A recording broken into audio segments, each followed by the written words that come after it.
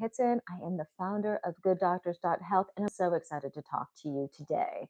We are going to be getting into learning how to feel good again, health beyond the numbers.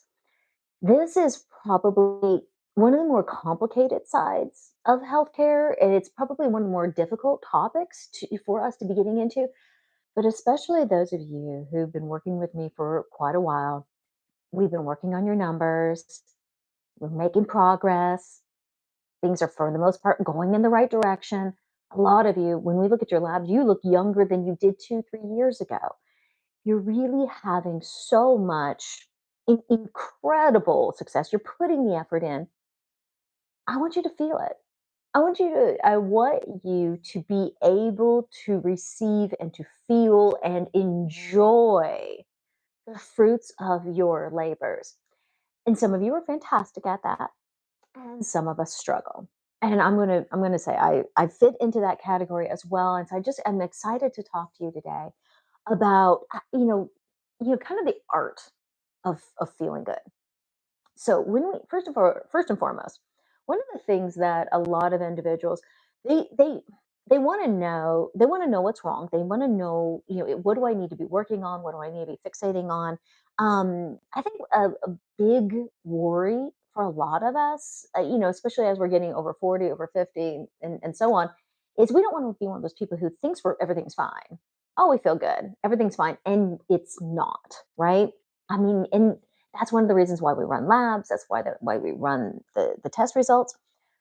But once we know you're good, you're going in the right direction, then now embracing and getting to the point where you really are able to fully fully embody the health that you've created.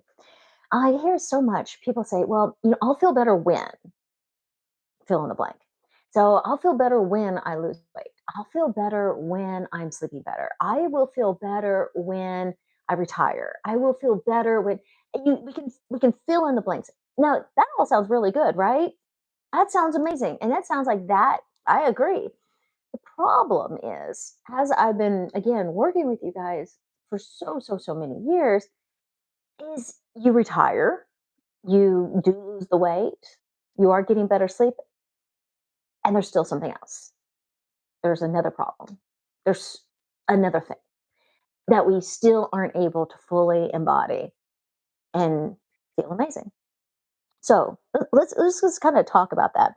I run into so many people who, I mean, they have tremendous, these incredible health miracles. I mean, just fantastic, huge transformations in their health, and then they get barely a breath of celebration before they're like, but now I have this problem. Or we get to where that, you say, I feel better, I have more energy, I'm sleeping well, but it doesn't feel as good as I thought it would. Or I'm not, I'm still not where I wanted to be. And we just start spiraling on the next thing. Um, or I get this one a lot. So life is fundamentally good. All things are, for the most part, fine, but I'm still stressed. I'm still anxious, even though all the things are taken care of. It's really such an interesting dichotomy that we run into. Now, I mean, there are definitely real health problems and there are real life issues that absolutely need to get, that we address. But even if you're in one of these real significant life areas, everything I'm going to talk to you about and the things that we're going to be diving into are only going to help support you while you're going through this journey. And, and especially for those of you who, okay, life is getting good. Maybe it's not perfect, and perfect's not a great standard to set, right? Maybe it's not perfect, but it is time for you to really find your joy. So here we go. Here we do. We're going to jump on in. So first and foremost, I want to say that, like, as healthcare professionals, we're really trained that, like our job is to get you to healthy values. And then once you're there, our job is done.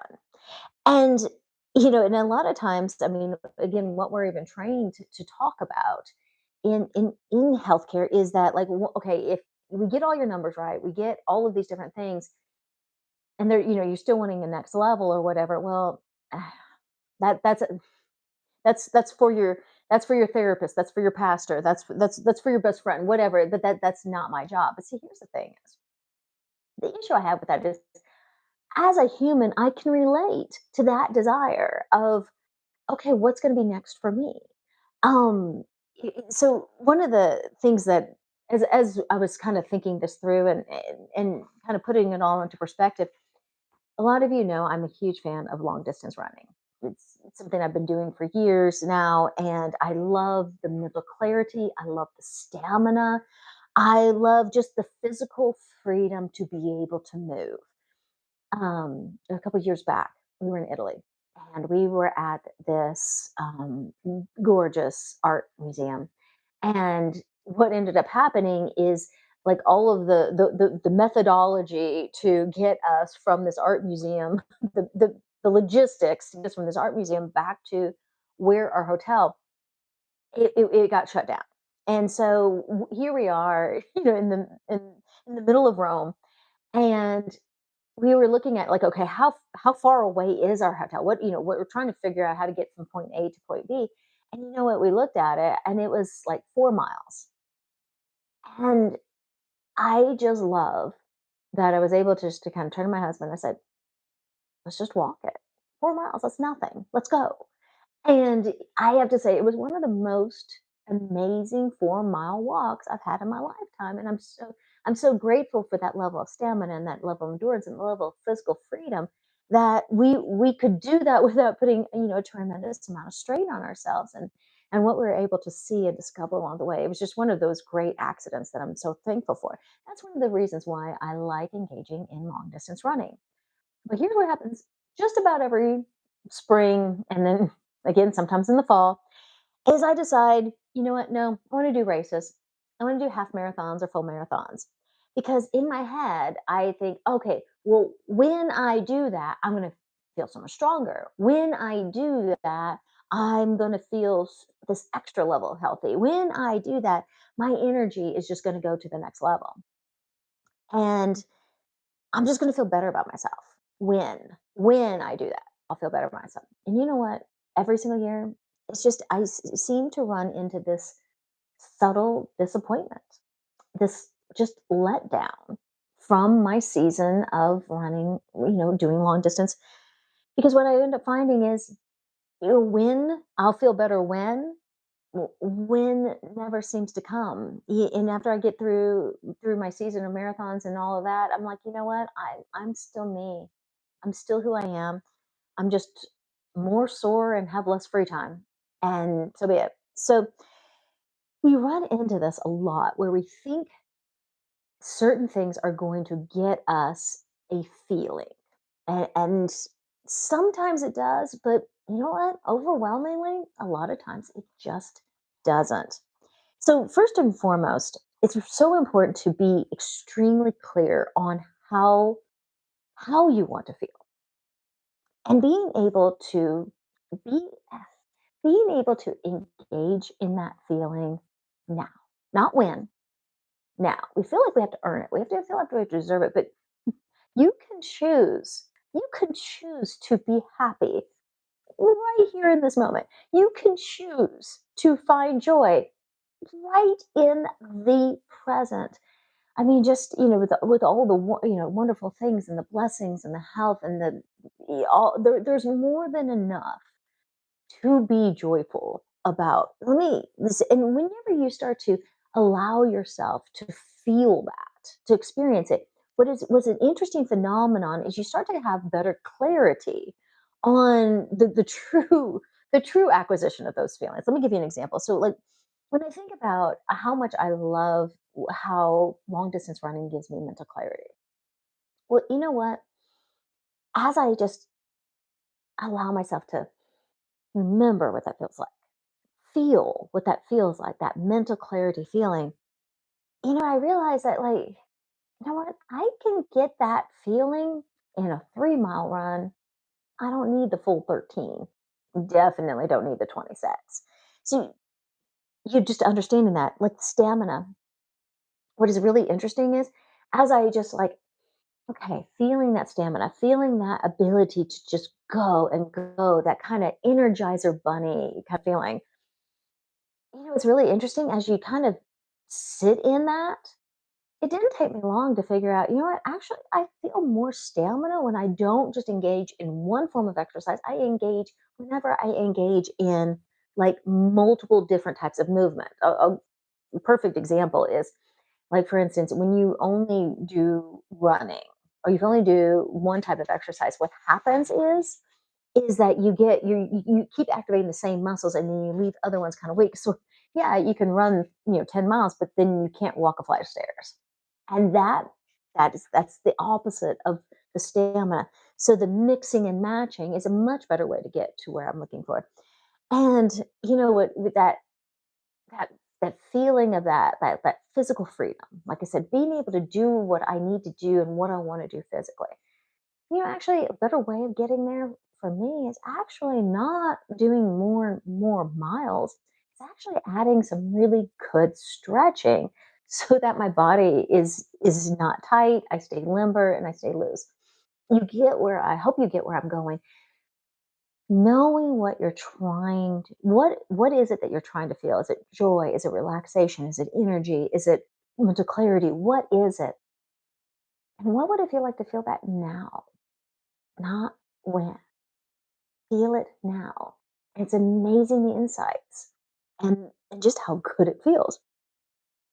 Because it's so much easier to find what you're looking for when you know what it looks like. Some of us have not experienced joy often enough to even really remember and know what it looks like. Some of us have not relaxed in so long, we're not even sure we remember what that looks like. There are so many different factors of the different there's so many different factors of the things that you want to feel that it may be so long that you don't even the neurological mechanisms aren't even there the way they used to be. So and I'll be honest, most people really don't know what they want. You think you do, but I will tell you, whenever I ask this question every time. What are you hoping to accomplish? What would you like to feel like? Most of the time, people tell me, "Well, I don't want to hurt. I don't want to be so tired." They tell me what they don't want. It's very, very, very rare that somebody is so in tune they're able to really articulately describe to me what it is that they're trying to achieve. Um, and I will say this, in all fairness, sometimes it can be really hard to put that into words, though. Really, I do really empathize with that. Not always are we able to put words to something that's just like a feeling that we're searching for. And that's why we talk about really practicing it. But here's the thing I want to share with you. A significant part of feeling good is not about achieving it, but receiving it. I'm going to repeat that. A significant part of feeling good is not about achieving it, but just receiving it. I hope. Please let that resonate because that is what so many of us we won't allow ourselves the celebration. But I'm not perfect yet. I can't celebrate until I'm perfect. I can't acknowledge the good things until everything I've done everything just right. Let me give you some examples of practicing and getting into this. Let me so energy is a great example. Energy is a physical state. Okay, having energy, there are physical components to having great energy. And let me tell you, if you're working with me and we're going through your labs, we're working on that. We're getting into the macros that you need in order to have the kind of energy that you should be having. We're working on the areas that are siphoning off your energy. We are absolutely looking at putting in the fuel so that you have amazing energy. There is a physical component, 100%. But there's also a mental component. There is a mental state of high energy. Uh, Perfect example is you can have zero energy. You can be so tired, so lethargic, and just ready to just lay down and go to bed that night. And then you get a call and you get the best news you've had all week. Now, your physical state, physically what's going on, hasn't changed. What you endured that day hasn't changed, but your mental state, and you have a you have newfound energy. When you're getting ready for vacation, you can be exhausted, but man, that excitement and that thrill of there's a mental state component to having great energy. Now it's just allowing yourself to feel it on a regular basis without an excuse, right? Without a, it's something in your circumstances, without something in your environment prompting it. We want to learn to feel, that energy, or practice it. Let's put it this way: practicing it, so that as you are getting the good fuel in, as you're getting it, you can have the fullness of all the healthy things that you're doing. Relaxation is another really big one. Like, there's a particular spa that I went to one time in Europe. It was just such an incredible experience. And I think the fact that nobody spoke the language, I was, I didn't understand what anybody was saying, just added to the ambiance of this place. And every time I think about that particular spa, ah, I can just go there. And that's That's part of it. See, right now I can go into that relaxation state just by allowing myself to engage in those memories. Practice feeling good. Here's the issue that I've run into. We've practiced feeling bad, haven't we? We've practiced it. We've put it to the test. We've spent hours on that particular topic. We have mastered the art of beating ourselves up. We are experts at complaining. We are experts at seeing the negative, right? What if we try doing it the other way? W- What do we have to lose? One of the reasons why so many of us, in spite of all the efforts that we put into our health, in spite of all the efforts that we put into our life, into our food, into our exercise, into our families, in spite of all the good that we've done, we still don't feel that fullness. What if it's just that you're just out of practice? What if, what if part of the problem is that you're just not allowing yourself? You're just not, you're feeling like you need this self-preservation mechanism that I have to hold on to this I have to hold on. I can't allow myself to feel good, because what if I take my foot off the brake? I can't allow myself to have all that joy, because everything will just fall apart then. There's these horrible stories that we tell ourselves that just are not true. Some of the most wonderful, amazing, vitality filled people I've ever met, they practice this. They're smart about their health. They know their numbers. They know what they need to do. They're taking care of the physical side of being healthy, but they allow themselves the joy, the satisfaction, the gratitude, the celebration of feeling really, really great. And again, if you keep waiting for something else to happen, I will feel amazing when. To say, there's a joke my mentor used to say, or he was talking about the sign that says free beer tomorrow, but every day you come in it says free beer tomorrow. Tomorrow never comes. Whenever we keep putting off the thing that matters the most, just our joy, we're we're stealing from ourselves, aren't we? So, one of the things for those of you who are in this process and whatever, you don't wait to start feeling good. You can feel good right now. You have earned the right to feel good right now.